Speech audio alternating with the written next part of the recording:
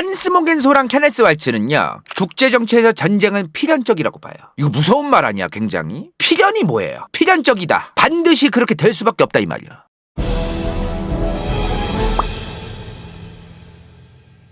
자, 오늘의 주제, 전쟁. 전쟁이 뭐예요? 국가나 특정 집단이 무력, 폭력을 사용해서 뭔가 해먹으려고 하는 그런 거죠. 우리가 저 전쟁에 대해서 안 좋은 거고 사람이 죽는 거고 막 이런 건 아는데 문제는 이거야. 왜 일어나냐 이 말이야. 전쟁이 도대체 왜 일어나냐 이 말이야. 우리가 보통 전쟁이라고 하는 거에 대해서 저 나쁜 애들이 쳐들어갔네? 보통 이렇게 결론이 나지만 사회과학 쪽에서는 그렇게만 보진 않아요. 전쟁의 원인에 대해서 그냥 표면적으로 겉에 보여지는 얘가 얘 쳐들어갔으면 이러이러해서 쳐들어갔대. 이게 아니라 사회과학은 인간의 행위, 국가의 행위 이런 행동들에 대해서 이론화시키고 싶어하고 일반화시키고 싶어한단 말이죠. 그래서 이런 것들에 대한 연구가 굉장히 활발합니다. 전쟁이 도대체 왜 일어나는가? 지금도 연구 중이고 2022년까지도 문제가 뭐냐면 전쟁이 도대체 왜 일어나는가에 대한 획기적인 확실한 이론이 아직도 별로 없어요. 전쟁이 일어나는 어떤 그 케이스가 다 패턴이 다른 것 같지만 가만히 들여다보면 비슷한 게 있어. 이렇게 했을 때 이렇게 일어났으니까 이렇게 얘기하면은 이렇게 딱 전쟁이 일어났다고 얘기할 수 있는 거네. 이렇게 좀 이론화시키고 싶어하는 그런 게 이제 사회과학에서 연구를 하는 거잖아요. 사회과학 이론이 뭐냐면 예를 들어 이런 거예요. 특정 국가랑 국가가 외교적인 싸움이 일어났대. A국가 국민들이 B국가 국민들을 싫어하니까 뭐 이런 거 때문에 외교적으로 싸움이 일어난 거 아니야? 아니면 지도자가 미쳤을 때 이런 포인트들, 변수들을 여러 개를 딱 응집해서 요랬을 때 외교적으로 싸움이 날 가능성 이런 이론을 만들어서 어디든 다 때려 넣었을 때 100%는 없겠지만 대부분 이 이론대로 무언가 실제로 그렇게 되네? 요런 게 이제 사회과학 이론이라는 거예요. 자, 오늘 주제는 근데 전쟁이죠. 전쟁이 왜 일어나는가? 일단은 전쟁이 일어나냐 안 일어나냐를 떠나서 국제정치를 바라보는 시각, 이 시각이 크게 두 가지가 있다는 걸 알고 갑시다. 이상주의와 현실주의. 국제정치에서는 저 두 가지로 세상을 나뉘어져서 본다고 봐요. 크게 나누면 저 두 개란 얘기지. 근데요, 하나 말씀드리면 이상주의는 좀 세력이 약해요. 제가 이렇게 표현할게. 국제정치 학계에서 이상주의적 마인드로 이제 논문을 쓰시는 학자분들이 수도 많지 않고 그 세력이 약해요. 굳이 얘기하자면. 그래서 지금 주류 국제정치학자들 대부분이 현실주의 학파예요. 현실주의 국제정치학만 우리가 일단은 알고 갑시다. 이상주의는 좀 오늘 말씀 안 드릴게요. 그럼 이제 현실주의가 주류 국제정치학계의 입장이겠네요. 그죠? 현실주의적으로 국제정치를 바라본다. 현실주의적으로 국제정치를 바라보는 게 뭔데? 간다요 항상 말하는 거 있죠. 국제정치는 야생이다.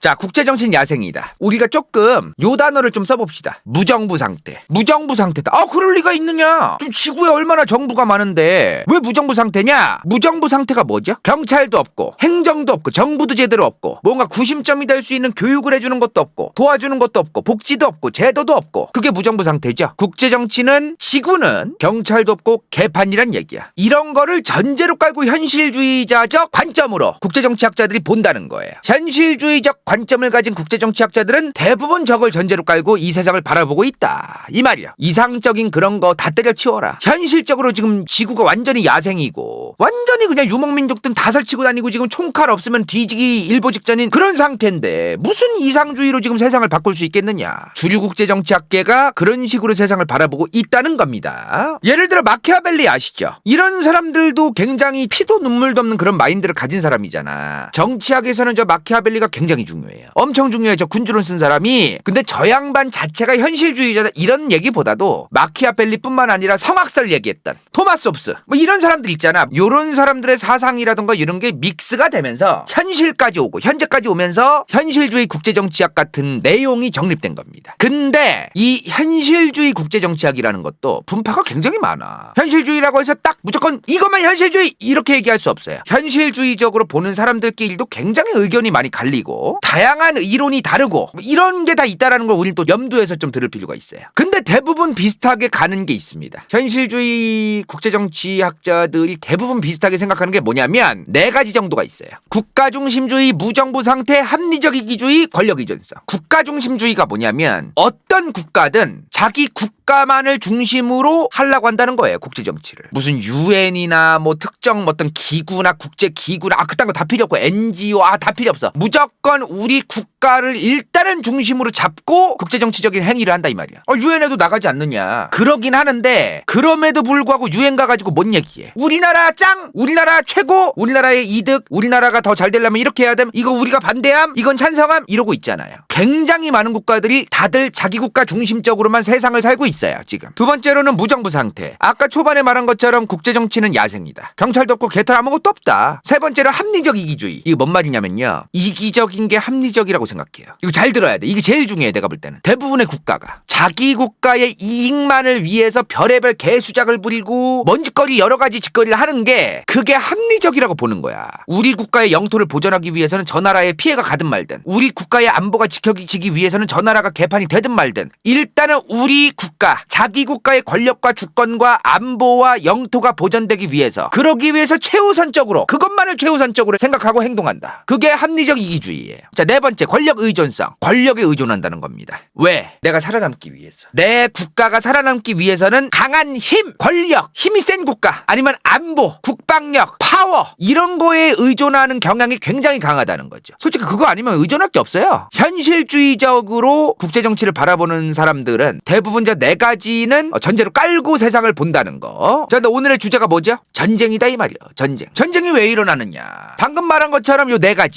가지대로 국가들이 자기들의 이익만을 최우선으로 생각하고 절대로 손해를 안 보려고 하는 과정에서 전쟁이 일어날 수도 있겠죠. 이런 시각도 현실주의적 국제정치 관점이겠네요. 그죠? 1945년에 2차 세계대전이 끝납니다. 2차 세계대전까지의 전쟁은 솔직히 굉장히 복잡하고 아직도 갑론을박이 많기 때문에 그렇다 치고, 2차 세계대전 이후에 있었던 콜드워, 냉전, 미국과 소련 편으로 나뉘어져 가지고 뒤져라 으르렁대던 그 냉전 때 있었던 여러 가지 전쟁들을 보자고요. 미국도 자기들만 생각하고 소련도 지들만 생각해서 일어난 전쟁이 진짜 많아요. 일반적인 사람들이 볼 때는 미국이 했던 짓거리들, 소련이 했던 짓거리들, 이런 걸 볼 때 아유 저 나쁜 놈들, 이기적인 것들, 지네 나라밖에 모르는 것들, 이러지만 국제정치에서는 이렇게 보는 게 있어요. 내가 100을 가지고 있으면 반드시 100을 지켜내야 된다. 대부분의 국가들, 특히 강대국으로 가면 갈수록 내가 100을 가지고 있으면 반드시 그 100을 지켜내려고 하고, 더 나아가서 그 100 이상의 힘과 권력을 가지고 싶어 해요. 그럼 뭘 할까요? 이 국가는 이제 뭘 시작할까? 군비 경쟁을 시작합니다. 군비 경쟁. 내가 저 국가로부터 우리의 국가를 지켜내고, 더 나아가서 쟤네들보다 앞서려면 국가들은 국방력을 계속해서 올리기 시작해요. 우리나라 같은 경우에는 국방력이 고로 이제 대한민국의 힘이다, 국방력을 더 증강해야 된다, 이런 얘기를 하지만 솔직히 지금 중국이라던가 러시아라던가 아니면 미국이라던가 어떤 핵무기도 가지고 있는 초패권 국가라던가 강대국들, 이런 국가들이 볼 땐 우리나라가 따라가기가 굉장히 힘들거든요. 지금 애초에 머릿수로도 딸리는 게 있어, 중국 같은 나라에 비하면은. 근데 그런 느낌이 아니야. 이건 지금 간다요가 얘기하는 저 군비 경쟁이라고 하는 거는 사우디랑 이란이 사이가 안 좋다 그랬어요. 최소한 여기서는 내가 짱 먹어야 돼. 여기서는 내가 군사력이 제일 세야 돼. 이런 것도 군비 경쟁에 해당한다고 볼 수 있죠. 한국이 국방력을 증강하는 게 지금 군비 경쟁적인 어떤 성격이 있나요? 그게 아니잖아. 근데 과거에 미국과 소련이 경쟁할 때는 서로 군비 경쟁의 성격이 굉장히 강했단 말이에요. 미국이 미사일 1000개다. 그럼 소련은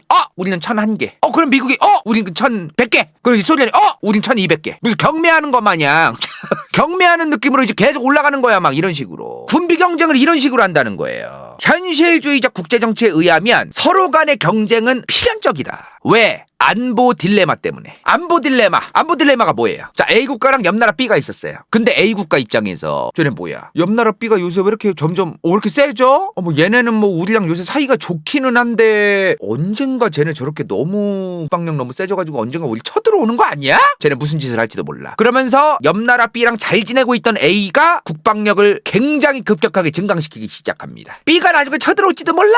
우린 쳐들어가진 않을 거지만 나중에 언젠가 B가 뭔 짓을 할지도 모르니까 미리미리 대비하자. 근데 갑자기 B가 얘네 왜 이래? 잘 지내다가 쟤네 왜 갑자기 국방력을 증강시켜?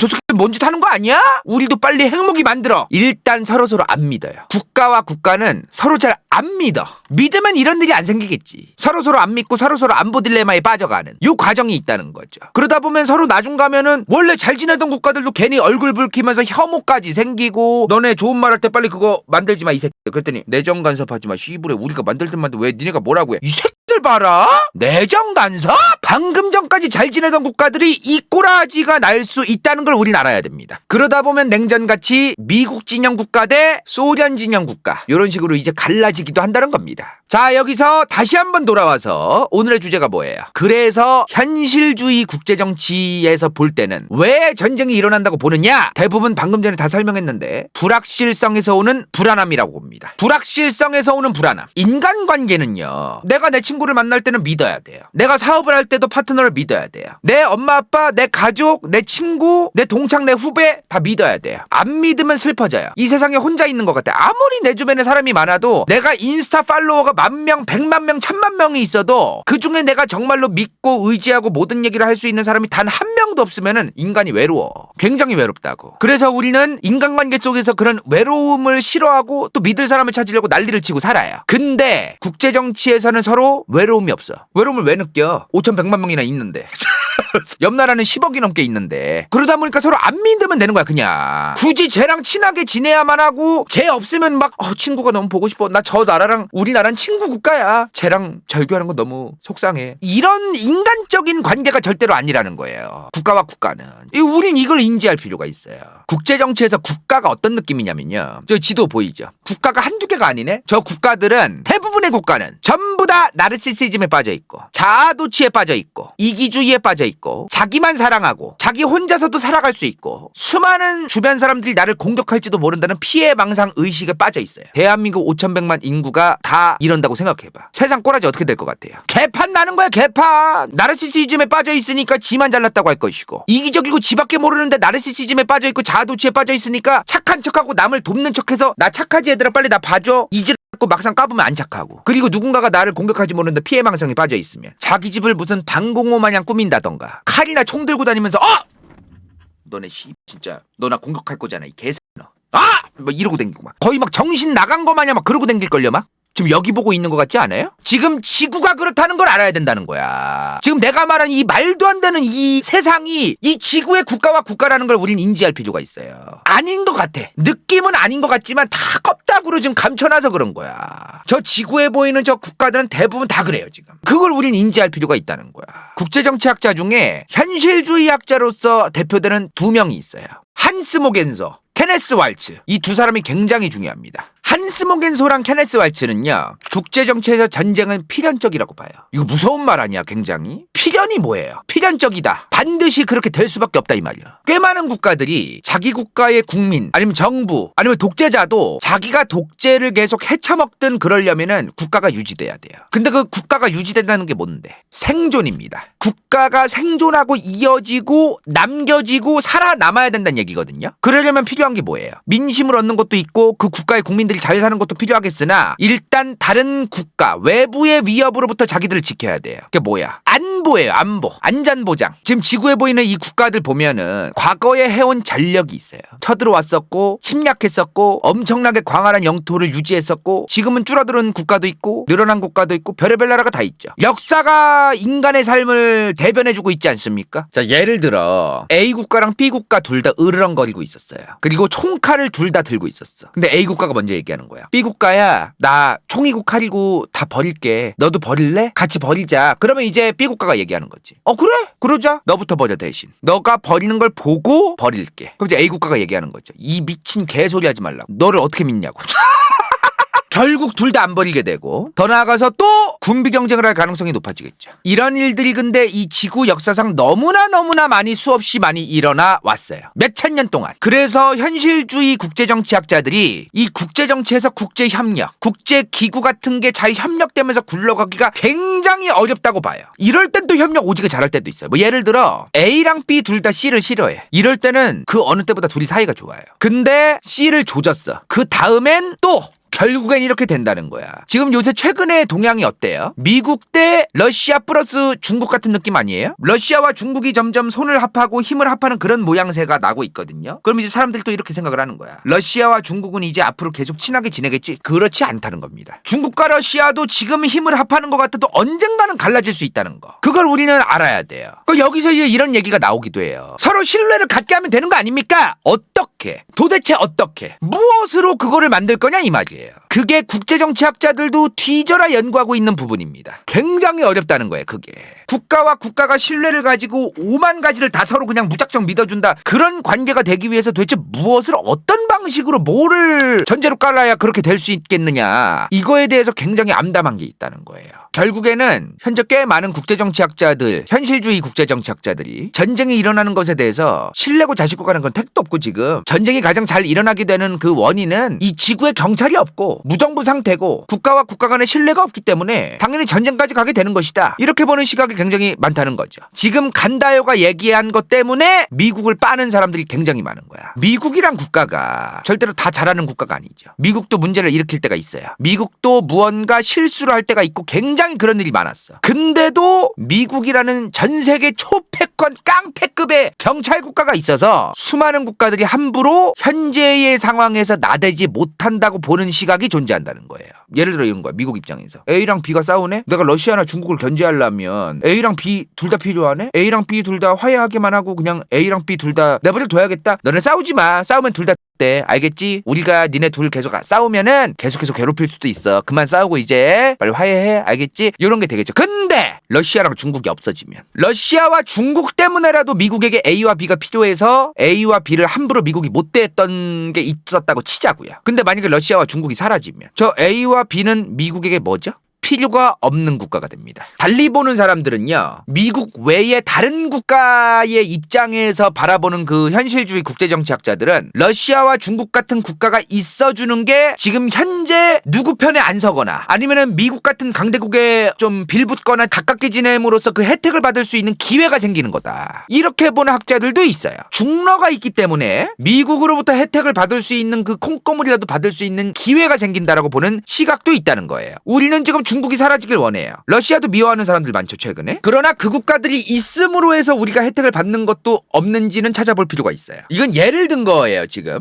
제가 방금 예를 들어서 얘기한 거지, 여기다 대고 또 이제 유튜브 영상에서 무슨 우리가 미국한테 혜택 받는 게 뭐가 있냐, 씨부레 이러면서 이제 자기 싫어하는 나라 이제 욕하고 싶어가지고 안 달라신 분들은 가만히 계세요. 아무것도 하지 마세요. 아무것도. 예를 든 거니까. 저번에 그 러시아 UN 인권이사회 탈퇴 편에서 제가 한번 말씀드렸는데, 유엔이란 기구가 지금 초국가적 권한이 없다. 초국가적 권한이 뭐예요? 국가들이 다 주권이 있죠. 그 주권을 무시하고 개입할 수 있는 그 권한이 초국가적 권한 아닙니까? 그죠? 이런 상태에서는 전쟁이 더더욱 너무나 일어나기 쉬운데, 그나마 미국이라는 어떤 초패권 국가가 있기 때문에 지금 전쟁이 덜 일어난다고 보는 시각도 있다. 누군가는 미국이랑 러시아랑 중국 사이에서 새우등 터진다, 진짜 뒤질 것 같다, 이런 얘기도 하지만 어떤 사람은 그나마 덜 터지는 거다라고 보는 시각도 있다는 거예요. 최근에 러시아 우크라이나 사태에 대해서 지금 굉장히 많은 언론과 여론들이 전 세계적으로 러시아가 이제 비윤리적이고 비도덕적이고 살생을 자행하고 있고 지금. 근데 지금 국제정치 시각으로만 보면은 러시아가 저런 행동을 하는 게 불확실성, 안보 불안, 뭐 이런 것 때문에 저렇게 행동을 했네? 라고 그냥 보고 끝내는 시각도 있어요. 도덕과 윤리를 공부하는 그 학문은 아니잖아요, 정치학이. 이런 불확실성과 안보 불안을 러시아가 가지고 있어서 이 불안을 가지고 있는 거가 케어가 안 되고 사라지지 않아서 러시아가 발발 날뛰고 지금 저렇게까지 저런 짓까지 하게 되었다, 이렇게 보는 국제정치적 시각이 있다는 거예요. 그러면 국제정치를 공부한 사람들이 이런 얘기를 하게 되는 거지. 러시아가 가지고 있는 안보 불안에 대한 불확실성을 미국이 빨리 없애줘야 된다, 이런 얘기를 국제정치학자들이 몇 명이 했어요, 최근에. 그러자마자 욕을 뒤져라 먹고 이제 그런 거야.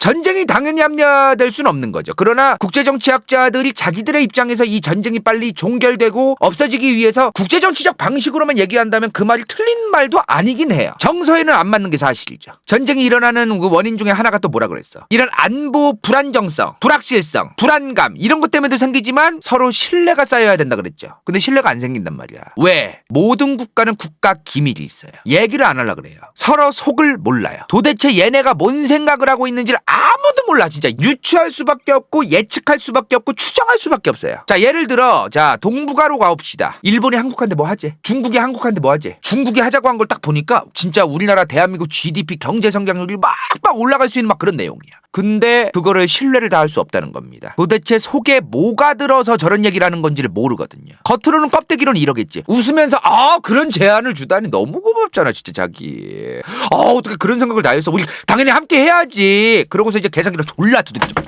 최근에 러시아 우크라이나 전쟁이 한창이에요. 그렇죠? 대한민국의 수많은 사람들에게 국제정치에 대한 많은 관심이 생겼어요. 이럴 때 국제정치적 현실 같은 거를 좀 많이 올려드리고 싶었어요. 마침 지금 관심이 또 좋은 일로 관심이 생긴 건 아니지만 전쟁이라는 게 왜 일어나느냐 이거에 대한 얘기를 주제로 한 거긴 하지만 그 외에 현실적인 국제정치가 저렇게까지 냉혹하구나 진짜 이런 것들을 좀 이제 말씀을 드린 거죠. 그죠? 오늘 간다요가 말씀드린 건요. 몇십 년 전부터 현재 2022년까지 몇십 년 동안 아주 뿌리 깊게 내려앉아 온 주류 국제정치학계의 아주 일반적인 견해예요. 간다요 내피셜로 얘기한 게 아니라 너무나 일반적인 시각입니다. 이건 앞으로 세상이 바뀌면 이런 내용도 바뀌겠죠. 근데 지금 2022년 현재 꼬라지만 보면은 획기적으로 그렇게 변할 것 같진 않아요. 방금까지 말씀드린 게 이제 현실주의적 국제정치 관점이잖아요. 이상주의적 관점도 있기는 있는데 오늘 그렇게 자세하게 얘기를 안 하고 넘어간 이유는 폐기된 이론도 많고 그리고 국제정치학계에서 허리를 못 펴, 가슴을 못 펴. 그 이상주의 그 학자들이 아직까지도 국제정치학계에서 좀 받아들여지기 어려운 게 좀 있습니다. 근데 우리가 이상주의가 무조건 나쁘다는 게 아니에요. 이상주의라고 하는 거 덕분에 지금 세상이 변화해 왔거든요. 예컨대 지금 우리가 당연하게 생각하는 민주주의 1500년대의 민주주의는 뭐예요? 단군 할아버지 터잡았다는 기원전 2333년의 민주주의는 뭐예요? 엄청난 진보와 이상주의예요. 한반도에서는 지금으로부터 한 150년 전만 해도 민주주의 택도 없었어. 그러니까 이런 이상주의라는 것도 현실 속에서 또 존재한다는 거, 또 서로 간에 영향을 끼치는 것도 사실이고, 그죠? 실제로 사회의 제도, 문화, 정치 체제 이런 거는 이상주의 속에서 굉장히 많은 것들이 변화하고 있습니다. 근데 현실주의 학자들은 껍다구만 이상주의로 막 이렇고 저렇고 막 얘기가 많지. 결국에는 본질적으로 현실주의적으로 바뀐 게 뭐가 있음? 제도가 바뀌었어. 민주주의, 노동법이 개선되고. 그러나마나 현실적으로 뭐가 바뀌었는데? 겉에 껍데기만 바뀐 거야. 인간은 안 바뀌었어. 세상은 안 바뀌었어. 지구는 안 바뀌었어. 이렇게 본다는 거죠. 근데 그거 아세요? 너무 극단적으로 이런 현실주의에만 또 매몰되어 있다고까지 표현될 정도로 좀 극단적이라고 평가받는 그런 사람들이 좀 있습니다. 미국에. 네오콘. 여기까지. 이번 영상이 볼만했다면 좋아요와 구독. 재미없었다면 이건 재밌을지도 몰라.